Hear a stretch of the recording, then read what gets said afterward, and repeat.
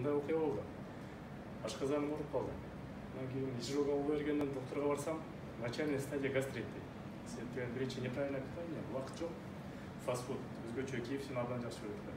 Острыйды жеп, үйдөн тамакты жирный ичет элем, острый ичет элем. Анан врач жазып берди, мен жакпаган нерсени бүтүп баратам.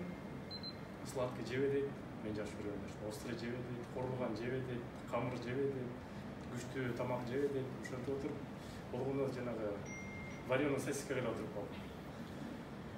Анан по таблеткалардан кошо жазып берди. Таблеткалар менен кошо таблетканы ичпеле, ошол жардам берет деп. Бирок диета кармаган жок. Бир айдан кийин барсам, врачка жанагы ичинде ашказан ош бетер өрчүп кетти. Сүрөттөрүн көрсөттү. Леопарддын териси болуп калыптыр да, кызыл точкалар.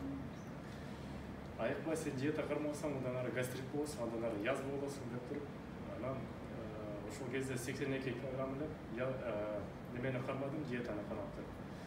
Анан жанагы коктейлдер абдан жакты. Эртең менен бир кичинекей тамак ичип туруп, анан кийин күндүз сөзсүз коктейлди жаныма машинеге алып жүрөм. Тамакка жетишпей калсам, ар 2 саатта ичип туруш керек экен. Негизи тамакчы. Эгерде тамакка жетишпей калсам, анда коктейлден уртап коюп, кичине бир 300 мл. Ошо менен кайра 2 саат кылганды. Ошол жагынан абдан жакшы. Анан кийин мен өзүм спортсмен болгондуктан организмге негизи 3 эле нерсе керек да: белок, углевод, анан жир. Бирок ошол 3 нерсе пропорционально керек. Эгерде жир көп болсо, значит адам толот, белок көп болсо, анда күттүү болот, углевод аз болсо, анда энергиясы жогот. Анан кийин эң жакшы жери жана пек деген пек, wellness пек жакты. Себеп деген бүт комплексте, пакеттин ичинде бүт комплекс бар экен, ошону ичип алып эле суточный норма организмге керек. Себеп деген кээде тамакты витаминдүү жейсиң, кээде витаминсиз жейсиң, кээде ар кандай. Айылда жүрбөгөндөн кийин, айран сут ичпегенден кийин, же балык жебегенден кийин сөзсүз организмге бирде болсо бирде керек болот. Ошол пектин жакшы жери бир баардык витаминдердин организмге бир күндө келет, суточный норманы пропорционально берилет экен. Ошол жагы менен мен мурда кофесиз жүрө алчу элем. Ашказан ооругандан кийин кофени 100% запрет кылды, себеп деген раздражает стенки желудка. Пектин бир жакшы жеринде жанагы бир составында есть энергия, оказывается, натуральная энергия, где не дает человеку уставать. Анан кийин спортсмендер көбүнчө белгилүү болуп, залда жүргөндө, залдан чыккандан кийин өзүн бодрый сезип калат, себеп кан жүгүрөт организмде. Ошондон бир аз өзүн бодрый сезет. Эртеси күнү чарчап калат, себеп деген мышцалар өзүнүн восстановлениясына келе элек, чарчайт, ооруйт, ошондон кайра залга барып ушундай циркуляция болот. Мунун бир жаман жери тери менен кошо бүт витаминдердин баары чыгып кетет. Ошол себептен пропорционально эгерде жарандык комплексте туура ичсеңер, абдан пайдасы жакшы экен.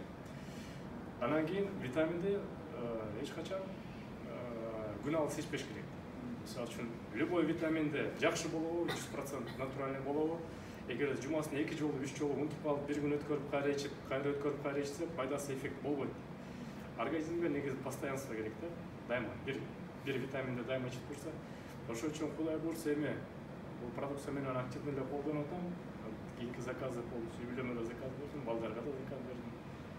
Ошол кыскача маалымат. Мага абдан жакты. Мемоза эжеге чоң рахмат. Ушу продукцияны айтып, баягы мен уккандан бир көргөндөр болду. Ошону көрдүк, эми Кудай буйрса постоянный потребитель болуп калдык. Мисалы үчүн мүмкүнчүлүк бар, кымбат витаминдерди алып ичкенге же болбосо тамакты жакшынакай ичкенге. Просто шарт жок болуп калат, убакыт жок болуп калат. Эгерде туура салат жейин десең да убакыт жок. Приходится көчөдөн эле сэндвич сатып алып ичип, анда жеп коюп, андан ары кетип. Ошон үчүн эң негизгиси баягы биз кыргыздар мындай окуя бар. Реалдуу окуя. Кыргызстанга Франциядан бир делегация келет. Анан кыргыздар баягы өзүбүздүн деңгээлде тозуп, коноктоп, анан кийин башында сорпо менен самсы берет. Анан самсыны жеп, о, жакшы тамак экен. Какие ингредиенты? Ингредиенттери кандай десе, кыргыздар ойлонуп, а что там? Мясо, тесто, лук. Все хорошо, очень вкусно. Анан кийин экинчи тамагына манты берет. Мантыны жеп көрүп, абдан сонун тамак экен, жакты. Какие ингредиенты десе? Мясо, тесто, лук. Классно. Анан кийин баягы бүтөрдөн кийин эт тартат.